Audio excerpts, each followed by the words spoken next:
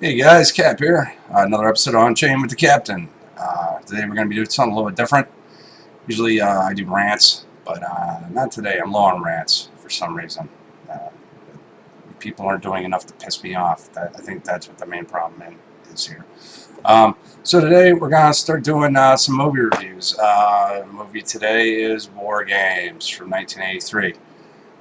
Great movie. I love it a lot. Yeah. It's got 8-inch floppy disks. It's got acoustic cradle modems. It's got rotary dial payphones. What more could you ask for?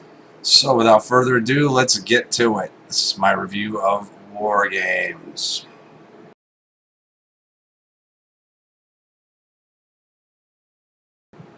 Okay, so let's get through the dry stuff first. This movie, again, like I said, came out in '83. Stars Matthew Broderick, Kelly Sheedy, and Dabney Coleman. And it's about this 17-year-old kid who's really into computers and hacking, cracking, and all this stuff. Well, anyways, he's got this magazine. He's reading, and there's some new games that are coming out from this company called Protovision. So he decides he's going to hack into this thing. Okay. So, yeah, in his attempts to hack into this, he accidentally hacks into the NORAD defense computers, and he starts a war game with it. And then it just goes from there. Yeah, it just gets crazier and crazier. Okay, so now we got a little bit of the dry stuff out of the way. You got a basic premise of what the movie's about. I don't want to get all spoilery with this, but yeah, so I'll tell you a little bit about my experience with the movie. The first time I saw it, it was at a local drive-in with my mom and dad and my brother, and I had to beg him to go see this movie. My dad's not like a really social person or anything, but yeah, after like a couple of weeks of begging him, he finally took us to see it at the drive-in, and it was great. I loved it. It was a great movie. Yeah, and now that drive-in is a stock car track, so you can't go there anymore unless you want to see stock cars. So yeah, when this came out, I was actually into computers too. Big surprise. At the time, I had a Texas Instruments TI-99-4A, which had a whopping 16K of RAM. Yeah, real supercomputer. So I stepped up to the Commodore 64. Woohoo! Yeah, that was awesome. Yeah, so a little bit of trivia on this. This was actually Michael Madsen's first movie.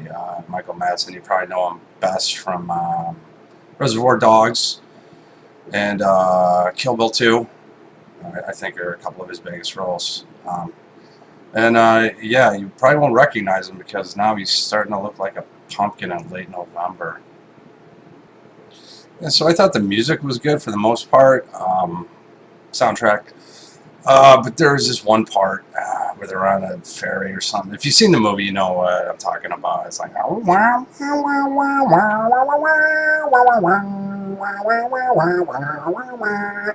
That shit's irritating. I don't like it. They should have done something different with that, in my opinion.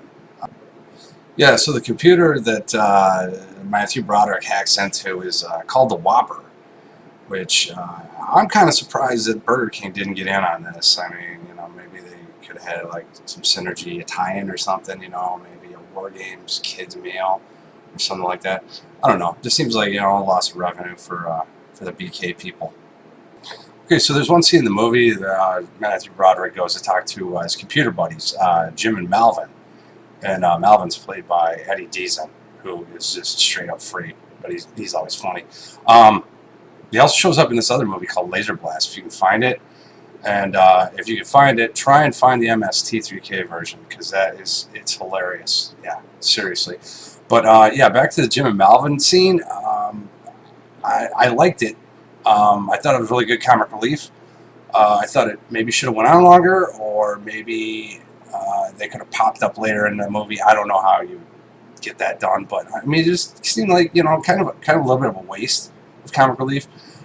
Yeah, so I watched this a couple of nights ago, prepping for this video. There's a couple of things that stuck out that I didn't really get or like. First one's a little, it's maybe inconsequential, but so yeah, the Matthew Broderick character, he's hacked into this computer. He doesn't know what's going on. He types list games, and it lists games, and it's all single space all the way down until you get to global thermonuclear war. And there's a space between that and the rest of the list, and I don't understand why that is, unless whoever made the movie was thinking, well, we need to make that stick out more or something, because everything was already in all caps, right? So, yeah, it's just, one of the things that I was like, that it really doesn't make a whole lot of sense. Yeah, and here's one that kind of cheesed me off. So, we're in Matthew Broderick's room, Ali Sheedy's there, and he's like, oh, turn on the speech synthesizer. Oh, okay, so she turns it on, and it starts talking. It's like, okay, all right, now the computer talks. Okay, I get that.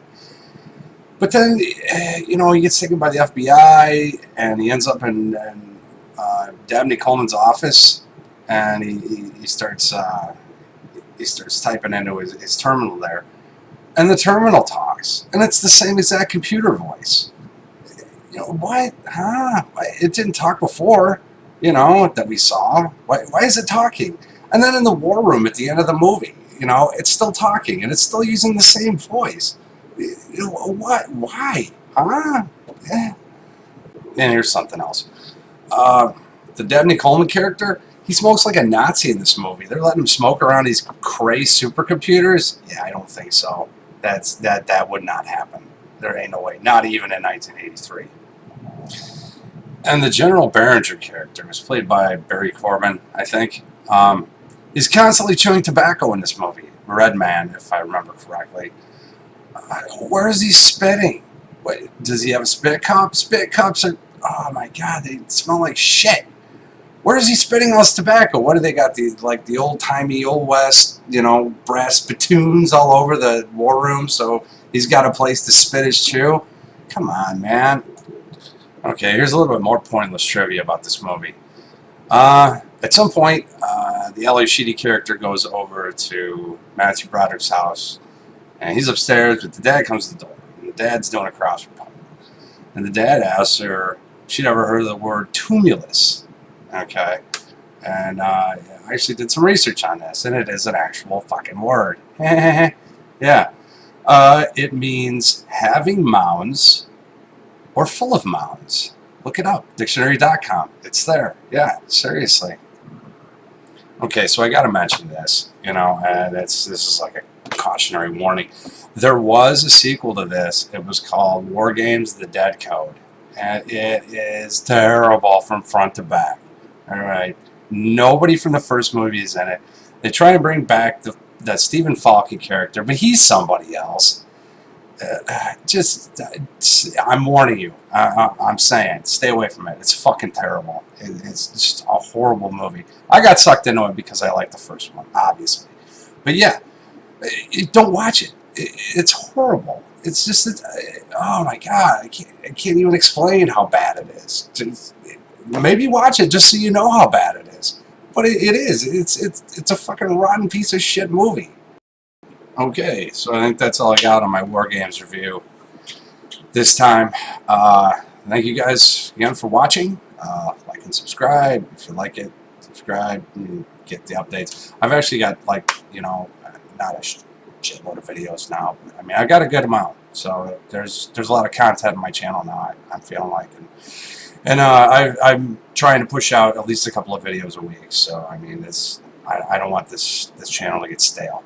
At all. If you got any more suggestions for movies you would like to see reviewed by me, I guess it would make no sense to request them being made by somebody else on my channel, but yeah, go ahead and leave it down below in the comments, and I'll see if I can get to it.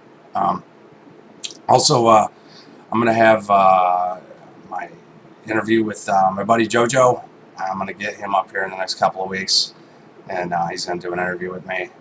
He's a funny guy. You'll like him.